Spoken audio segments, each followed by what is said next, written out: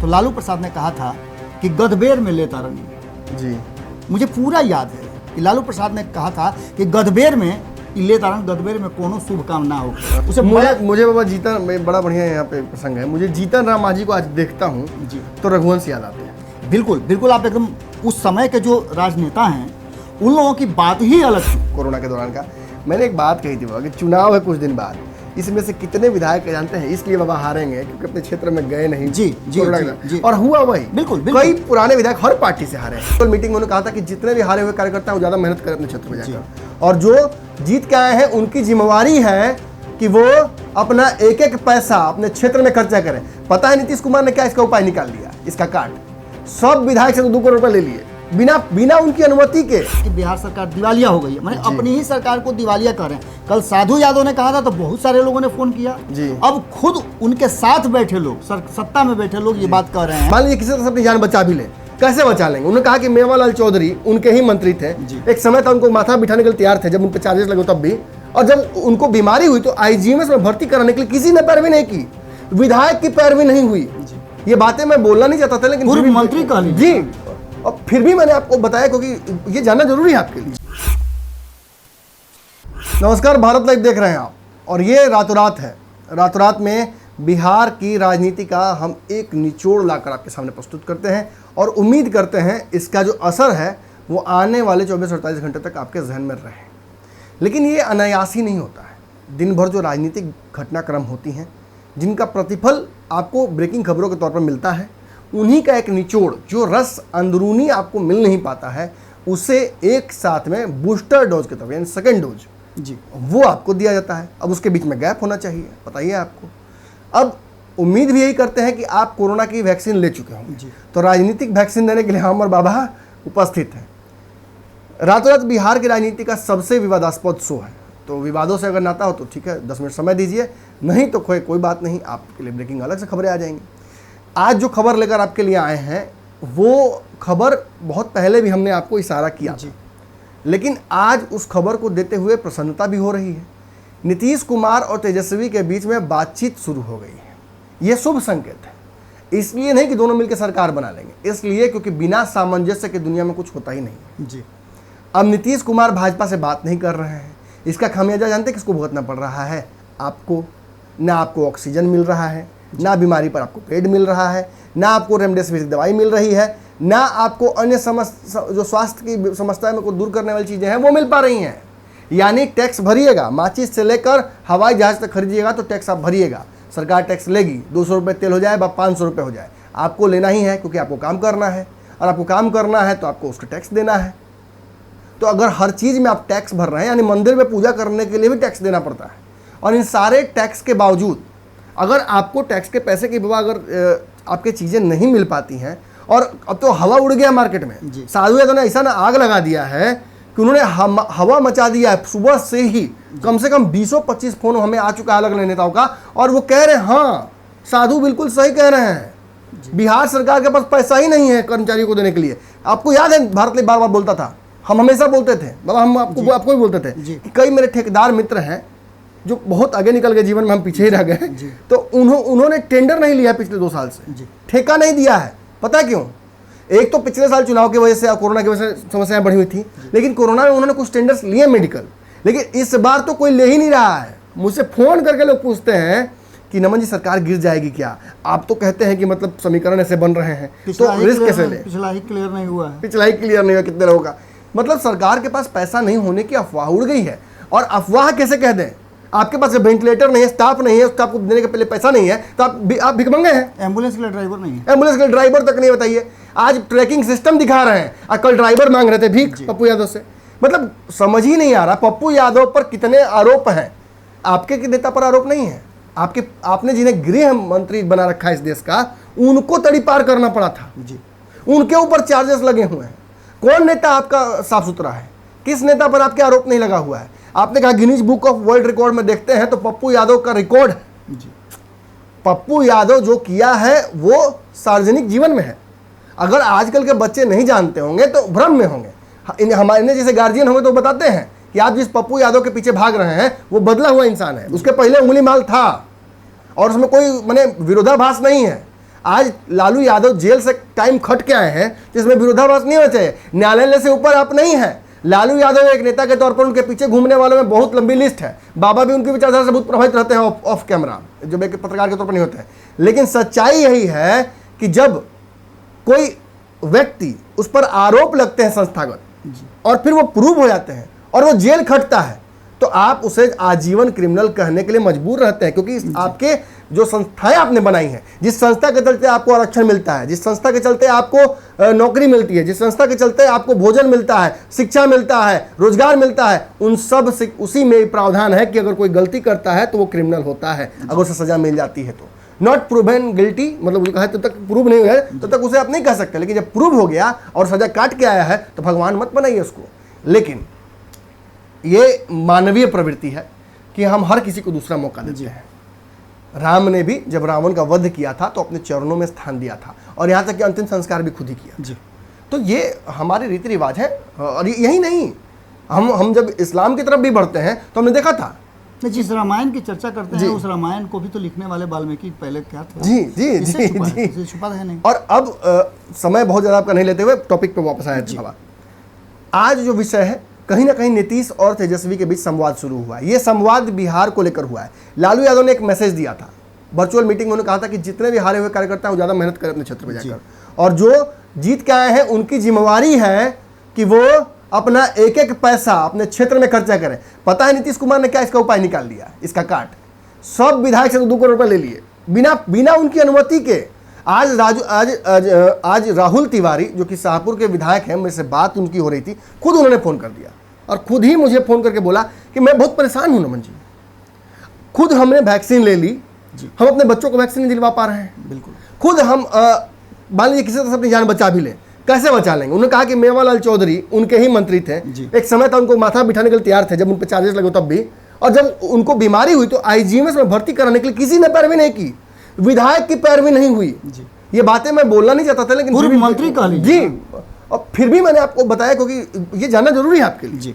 मैं अंदर रख सकता था लेकिन मैंने आपको बता दिया है, मैं उस तरह का पत्रकार हूँ।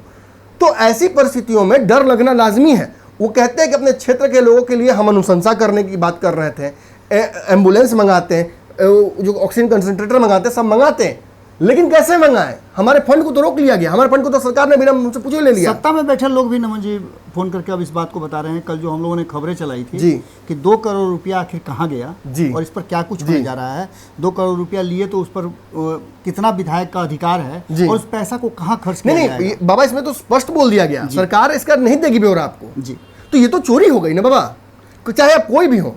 अगर आप ही हमारे पिता के तौर पर हमसे हमारे पैसे लेको हमें नहीं दिएगा हिसाब, तो ये तो चोरी हो गई बाबा। बिल्कुल, और ये चोरी सरकार कर रही है, वो भी खुलेआम।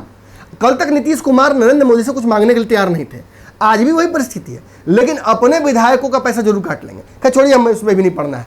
आपको अब बिहार के राजनीतिक गलियारों में चर्चा जो है उस पता है कि अपने कर्मचारियों को, अपने आसपास के लोगों को पैसा देने के लिए, उनका वेतन तनख्वाह देने के लिए ये मद लिया गया है। अब सोचिए कि सरकार की ऐसी बातें लगातार चल रही हैं। साधु ने दावा कर दिया। साधु यादव ने क्या, टुन्ना पांडे से हमारी बातचीत उन्होंने खुद फोन किया था जी। जैसे राहुल तिवारी ने आपको फोन किया, टुन्ना पांडे ने फोन किया था, और आज उनके क्षेत्र में मीटिंग थी जी।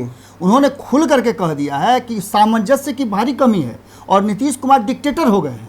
उन्होंने अपने भी मुखिया को जी साफ तौर पे कहा कि अगर पीएम केयर फंड में पैसा जाता है तो ये आम लोगों का पैसा। मंगल पांडे को भी अल्टीमेटम दे दिया कि हमारे क्षेत्र में मर रहे लोग बर्दाश्त नहीं होगा। उन्होंने साफ तौर पे कहा कि एम्बुलेंस का जो बीमारी पैदा हुआ है, एम्बुलेंस कांड के चलते भारतीय जनता पार्टी की बद पीट रही है, मेरे क्षेत्र में भी एम्बुलेंस हमने दिया है विधायक होकर के, और एम्बुलेंस दिया तो आप उसका डाटा देख लीजिए कि एम्बुलेंस आपको रोड पर दौड़ता नजर आएगा, कभी कहीं खड़ा नजर नहीं आएगा। टूना पांडे उस तरह के नेता भी हैं कि ना दौड़ेगा तो दौड़ा देंगे। उसके साथ उन्होंने कहा है कि नीतीश कुमार ने जो पैसा लिया है इसका मतलब है कि बिहार सरकार दिवालिया हो गई है, माने अपनी ही सरकार को दिवालिया कर रहे हैं। कल साधु यादव ने कहा था तो बहुत सारे लोगों ने फोन किया, अब खुद उनके साथ बैठे लोग, सत्ता में बैठे लोग ये बात कह रहे हैं। तो निश्चित रूप से सबसे बड़ी बात जो आपने शुरू की नमन जी, उसमें पप्पू यादव की चर्चा बीच में आ गई जी। मैं कह दूं कि पप्पू यादव ने कहा कि भूसकोल विद्यार्थी का बस्ता भारी जी, ये बहुत पुरानी कहावत है।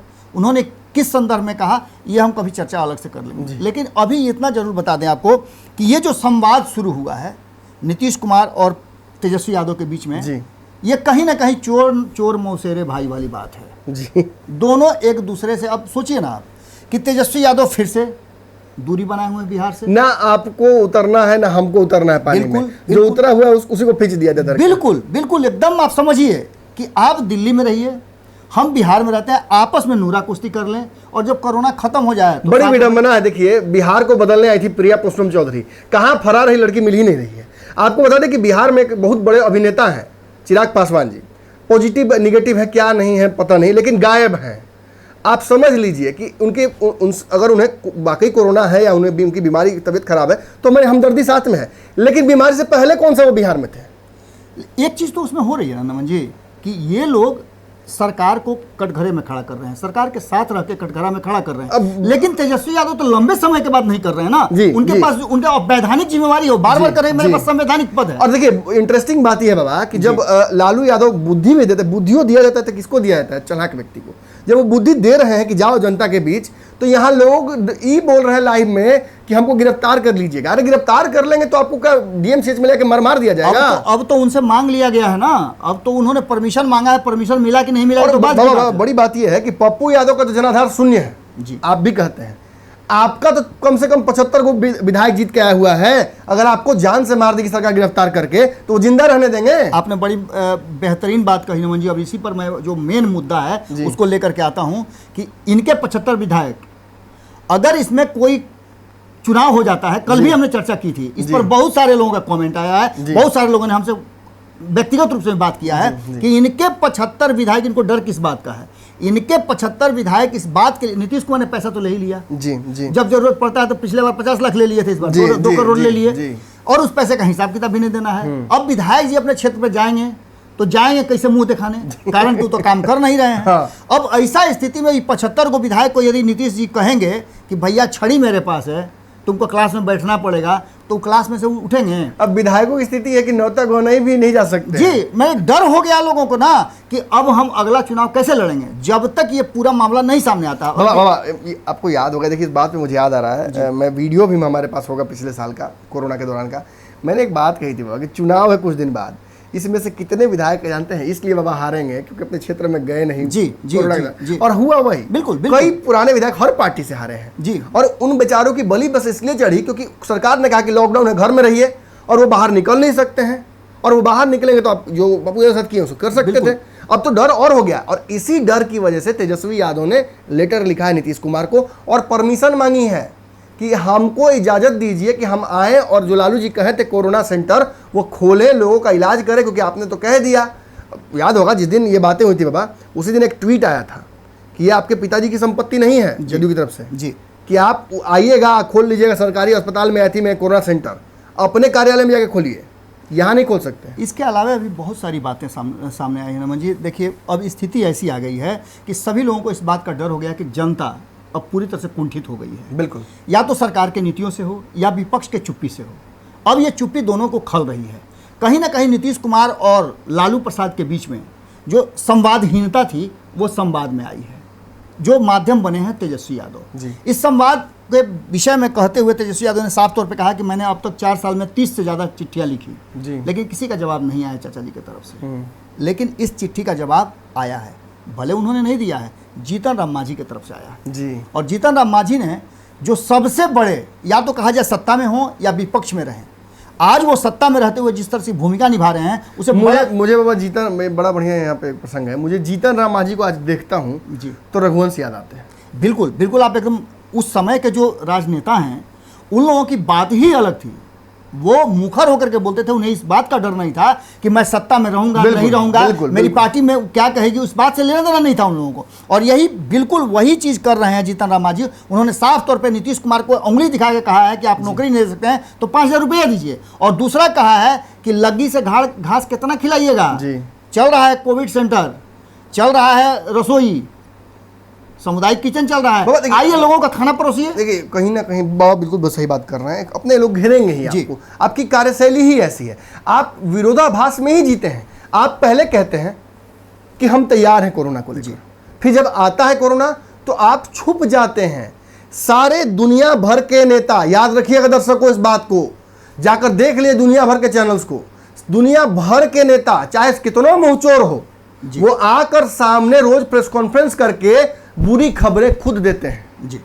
डॉक्टरों को और जो बेचारा स्वास्थ्य कर्मी होता है, सब जो स्वास्थ्य में सचिव होता है, इसको नहीं बलि का बकरा बनाते हैं कि इसको हटा के इसको लगा दिए, इसको हटा के इसको लगा दिए। ये नहीं करते हैं, खुद आके कहते हैं कि हाँ इतने लोग मरे, ये मेरी जिम्मेवारी है, ये मेरी कमी की वजह से हुआ है। लीडर का काम ही यही है। और आज बिहार में ऐसे मुखिया हैं, शर्म आती है सोचकर भी कि आखिर क्यों ये जनता से इतनी दूरी बना लेते हैं।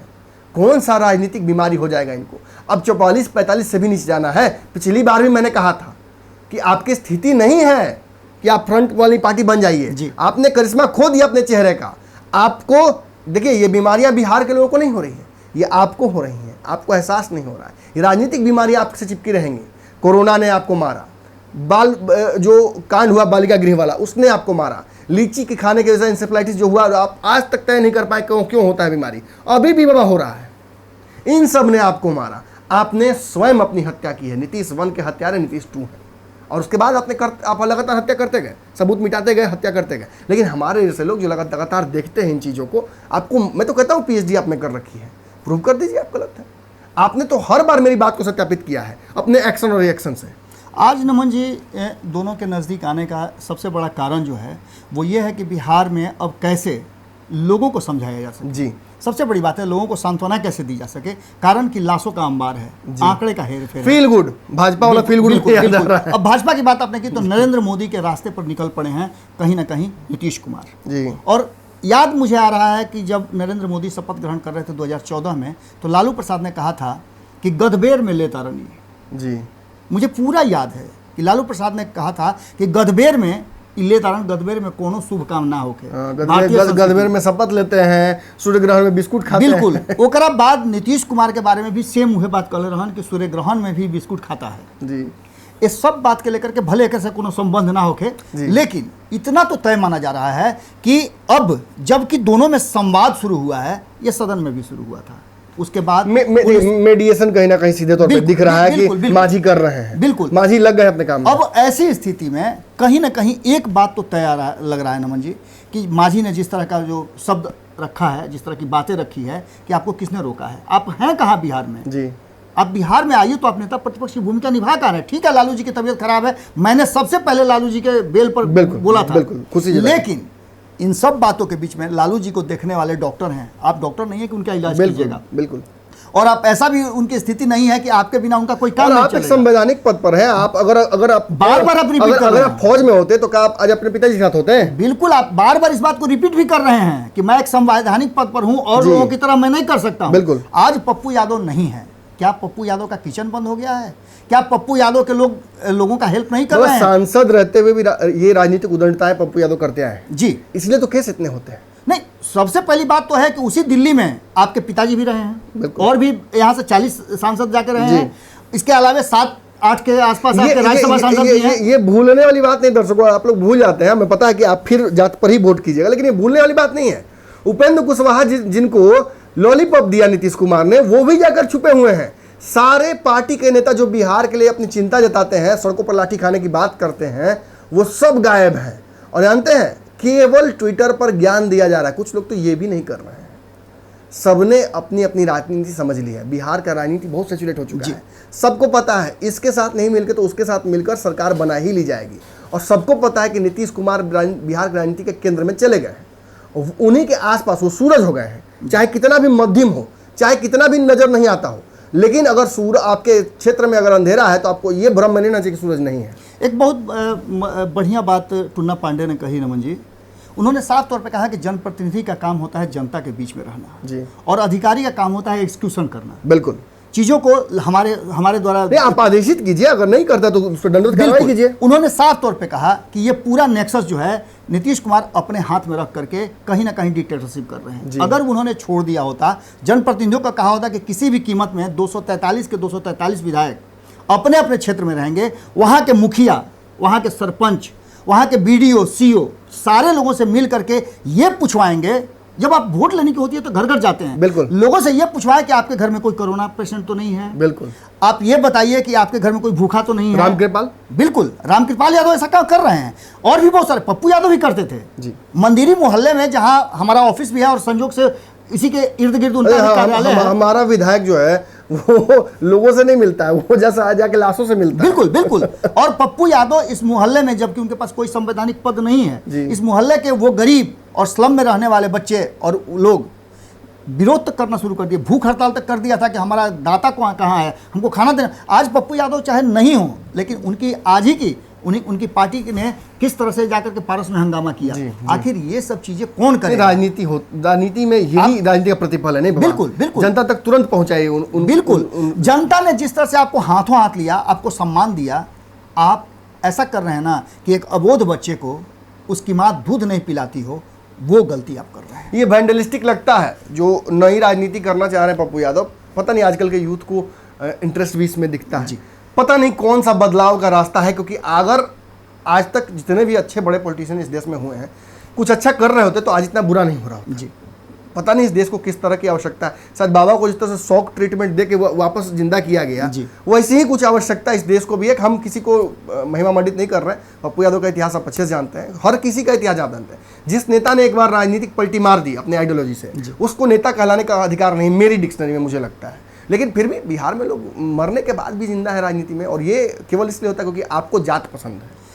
इन सब बातों के बीच में नमन जी हम मुद्दे पर आ जाते हैं, और कहीं ना कहीं दोनों के बीच में संवाद जो शुरू हुआ है उसका सीधा सीधा नजर आ रहा है कि अब चचा भतीजा या गुरु चेला जो आप कह लीजिए, क्योंकि लालू प्रसाद से ज़्यादा नीतीश कुमार को गुरु मानते हैं कि इन्होंने मुझे राजनीति सिखा दी। अगर इन्होंने सत्ता से बाहर मुझे नहीं किया था, इतनी राजनीति मुझे नहीं आती। लालू जी उनको सिखाए होंगे जो समीकरण, वो तो गरीबों दलितों फलना चिलना वो सिखाएंगे, लेकिन नीतीश कुमार जी उनको सिखाया है कि कैसे खबरों में बिना जमीन पर उतरे हुए बने रहना है। तो ये बातें तो चल ही रही हैं। अब देखना होगा कि अगर दोनों साथ में मिलते हैं, संवाद करते हैं, तो भले जीतन राम मांझी को इस बात की चिंता हो रही हो कि दोनों मिलकर क्या करेंगे, भारतीय जनता पार्टी अलग से अपना स्ट्रेटजी बना रही हो कि भाई दोनों मिल गए, दोनों में बात होने लगी तो क्या करेंगे। मुकेश सहनी बेचारे जो जनता के सेवा में लग चुके हैं, जब से उनको प्रभार मिला, उनको रियलाइज हो गया बाबा कि सरकार ज़्यादा दिन चलने वाली नहीं, तो वो अपना काम शुरू कर दिए हैं। अब इन सब बातों के बीच में सभी लोग जमीन पे हैं। सत्ता बदलेगा, सरकार बदलेगी, चुनाव होगा, क्या होगा, अब ये चचा भतीजा। अनफॉर्चुनेटली मंत्री बनने के बाद पहला फोन उन्होंने पता नहीं और लोगों को भी किया होगा, मुझे गलती से उन्होंने कर दिया, और मेरे मुंह से यही बात निकली कि ज़्यादा दिन सरकार लगता है चलेगी नहीं। आपकी जो परिस्थितियाँ बन गई हैं, क्योंकि सुशील मोदी को आपने नाखुश कर दिया आप लोगों ने, और जिस तरीके से नीतीश कुमार को नाखुश आप कर रहे हैं। बिहार में नमन जी भारतीय जनता पार्टी के किसी भी नेता से, और बड़े बड़े प्रवक्ता जो थे सारे लोग संट में हैं जी। आप देखे होंगे कि बोलने के लिए अगर ज़रूरत पड़ती है तो खोज करके ढूंढ करके लाया जाता है कि आखिर कौन बोलेगा। सुशील मोदी फिर से वापस कर गए हैं, और ये कहीं ना कहीं दिखाता है कि भारतीय जनता पार्टी निश्चित रूप से इन दोनों के संवाद से चिंतित। और देखिए विरोधाभास साफ दिख रहा है। नीतीश कुमार जी लॉकडाउन लगाना नहीं चाहते थे, और आज लॉकडाउन कोई उल्लंघन कर रहा है तो उठाकर जेल में डाल रहे हैं। ये दोहरी नीतियां जो है नीतीश कुमार की, कल भाजपा करी थी तो नहीं लगा रहे थे, आज लगाए हैं तो भाजपा के लोगों से आग्रह कर रहे हैं घर में रहें जी। ये जो बदलाव हो जाता है तुरंत के तुरंत, ये या तो शॉर्ट टर्म मेमोरी लॉस है, या इतना ज़्यादा अडेप्ट हो गए हैं नीतीश कुमार, इतना ज़्यादा इवोल्यूशन उनमें व्यक्तिगत हो गया है राजनीति में कि वो अब बिहार की राजनीति में आप न्यूक्लियर बम भी गिरा देगा तो वो जीवित रह जाएंगे, ऐसा उन्होंने अपने आप को बना लिया है। ऐसा एक जीव भी कोई है, पता नहीं, मुझे याद नहीं पड़ रहा है, साइंस कम पढ़े। लेकिन आज के रातों रात में इतना ही। अगली कड़ी में मुलाकात आपसे होगी। कड़ी तो चलती रहेगी, लेकिन खड़ी खड़ी अगर सुनना हो तभी रहिएगा। ये जो खबरें हमारी होती हैं, इनकी चाशनी जो होती है ना, वो तीखी होती है, तो जब भी डुबा के खिलाएंगे तो तीता ही लगेगा। तो अगर ऐसी खबरें नंगी हकीकत पसंद हो तो आपके लिए बहुत बढ़िया चैनल है भारत लाइव। सब्सक्राइब कीजिए, अपने मित्रों को भी बोलिए कि इस चैनल पे आएँ, हमारी चर्चा का आप हिस्सा बनिए। मैं केवल ये नहीं करूँगा बैठ के वहाँ से सुनिए हमारी बातों को, और सुन के जाके दूठा मार के अपने बच्चे को और फिर खींच निकाल दीजिए।